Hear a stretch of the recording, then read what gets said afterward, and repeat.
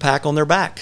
Season 1, Episode 8. Hi, everyone, and welcome to Season 1, Episode 8 of Revolutionary War Rarities, the Sons of the American Revolution podcast. My name is Jim Griffith. And my name is John Maples. Before we get going on this, I want to just let everybody know that we do actually have other sets of clothes. Yes, we do. When we come to the studio, we actually shoot numerous episodes for the podcast. Last time we came, we shot like 6-7 episodes and had the same thing on in every episode. So just know, if you're watching out there today, that we do have other clothes, and I think our wives have encouraged us to change those clothes. So, that's right. Yep. So thank you again for joining us today. Jim Maples, we are honored to have a special guest with us today. His name is Brooks Lyles. Brooks is the Historian General for the Sons of the American Revolution. He's the National Commander for the Sons of the American Revolution Color Guard, and he is a Minuteman. And for those of you that don't know, the Minuteman Award is the highest award that can be bestowed upon a Sons of the American Revolution compatriot. Yes, Jim, Brooks is a longtime friend of the Sons of the American Revolution and works hard for the goals and objectives of this organization. Brooks Lyles, we are very happy to have you with us today. Gentlemen, thank you so much for having me. I'm excited to be here today and excited for the Revolutionary War Rarities podcast. It is a unique approach you guys have towards enhancing our organization's education mission and our objectives, and I am very, very happy to be a part of it. I'd also like to recognize that Jim Maples of your team is a fellow Minuteman from the class of 2021. So I am very honored to be in that group of Minutemen with guys like Jim. Well, I have always been interested in the life of a Continental soldier. What did they carry? How far did they walk? What did they eat? What time did their day begin, etc.? Of course, I understand that the time when their day began or ended could absolutely depend on the battle situation that might be occurring on that particular day. But for an army that had to walk to every single destination, that meant that they could be walking hundreds of miles over a couple of weeks. That's why I'm interested in this question. How much stuff did they have to carry, and how was it transported? Well, thankfully, there's a lot of information available on this subject. You know, as a general rule, a Continental soldier would carry about 45 pounds of stuff with them. But this could vary depending on the type of units they were assigned to. Today, we're talking about a basic infantryman, an infantryman in a Continental Line unit. There were several categories of items that they would have carried: personal care items, sustenance, and weapons. Personal care items were generally carried in their haversack. Haversack was a canvas sack. May have had buttons on it to close it, may not have. A long canvas strap. It was carried across the shoulder, and all of his personal items and kit would have been carried in there. If he did not have a haversack, most guys had a haversack, but if he didn't have a haversack, he might carry a backpack. The items in the backpack, it would have been canvas. It would have had leather straps. He would have carried extra uniform, would have carried a bedroll or a blanket, those kind of things, and it would have been carried across his back just like a knapsack is today. Some of those basic items would have included, we said, a blanket, extra clothing, a razor, a comb, a mirror, flint and steel for fire starting, candle holders, personal items like maybe a pipe and tobacco kit that he would carry with him, fishing line and hooks, and probably a knife. The total weight of these items come to around 20 pounds. Okay, so that was their personal care items that they carried. Let's talk about what they carried that would be considered a weapon. The flintlock musket, usually a European-made musket, regardless of the model and make, was generally around 10 pounds at the time of the American Revolution. They carried a cartridge box, which was generally a leather case carried on their hip. This box contained pre-made cartridges, which included black powder and a 1-ounce 66 caliber musket ball.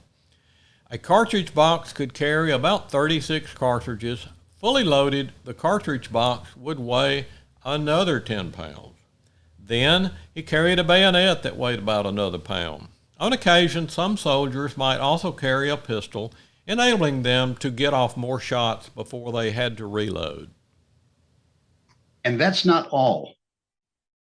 They would always carry a canteen for water. These were made either from wood.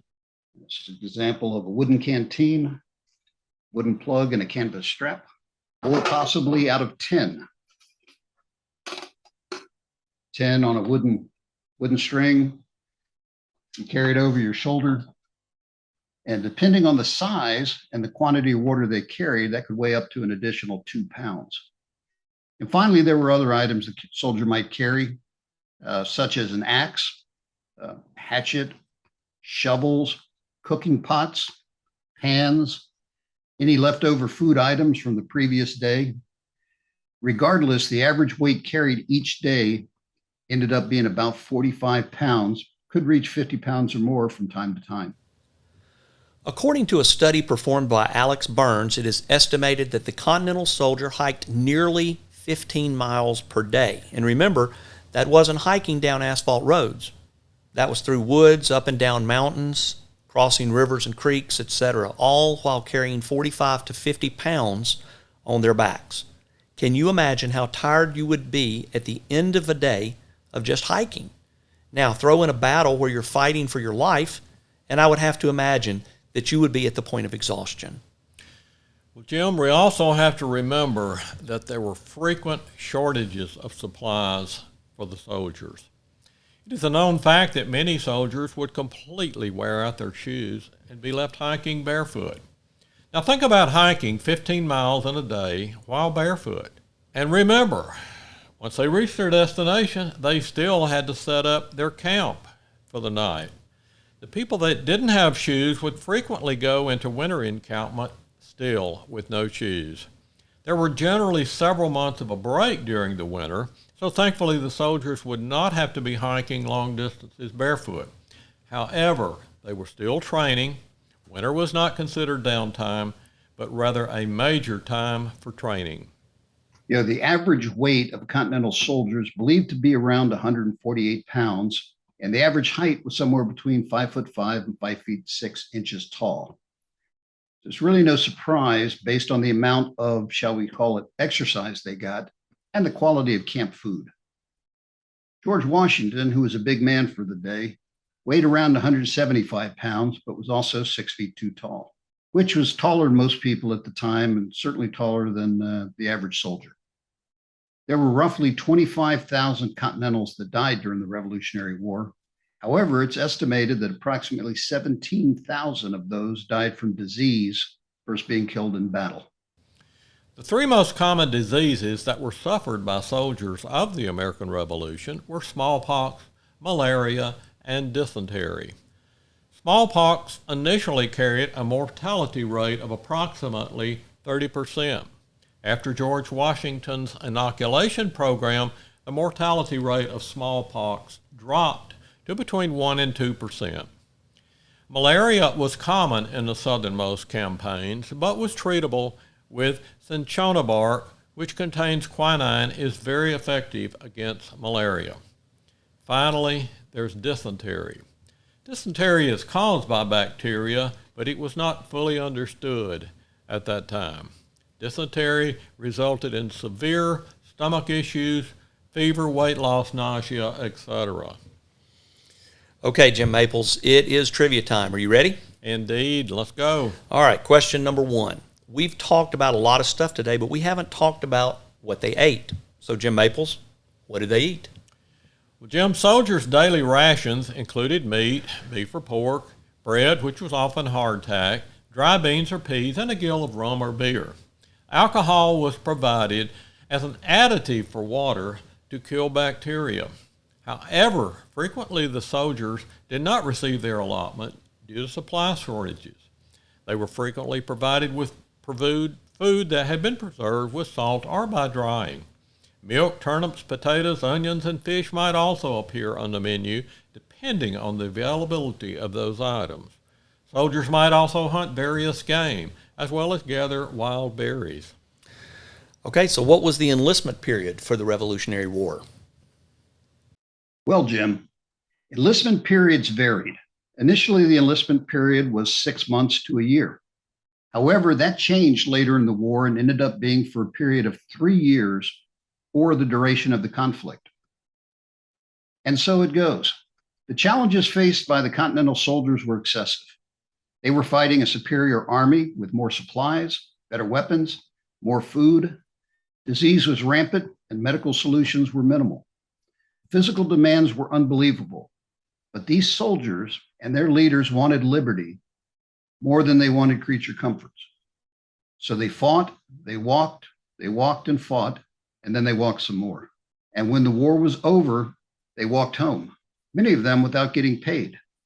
But they walked home free men of a free and new nation. They suffered every day to earn for us the freedoms we now have, and for that, we should be forever grateful. John Adams is quoted as saying, "Posterity, you will never know how much it cost the present generation to preserve your freedom. I hope you will make good use of it. If you do not, I shall repent in heaven that I ever took half the pains to preserve it." We, the sons of the American Revolution, are thankful for the sacrifices of those many Americans who gave us our country and our freedom, and we honor them today and every day.